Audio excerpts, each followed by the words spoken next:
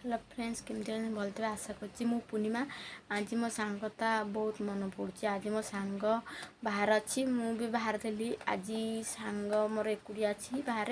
मु सांग होइकी रहूलु मो देह बहुत खराब होबार मु आज घर पळै आसी 6-7 मास हेले घर अच्छी आज ता कथा बहुत मन पड़ुछि मते बहुत मन दुख लगे जे मुझे सांगर थी ना सांग कति रही आ दुख सुख सेयार कर एति खुशी लगुला आज भगवान डाकुची जो थाऊ भल थाऊ बाहर अच्छी आज मो बापा माँ को जी भल पाए ना मुझे से बहुत भल पाए सी एमती मोर सांग माने भूली पारनी केवल आज जेहेतु सांग एमती बना तू तुम मैंने सांगर मूल्य मत बुझीपारे कहीं सांग एमती गोटे जिनस मैंने दुख सुख सेयार कर तो आजकल दुनिया में बेईमान करमती न करके सांग सहित सेयार करूँ दुख सुख जब वीडियो भल लगे तो लाइक कमेंट सब्सक्राइब करेंगे। जय जगन्नाथ।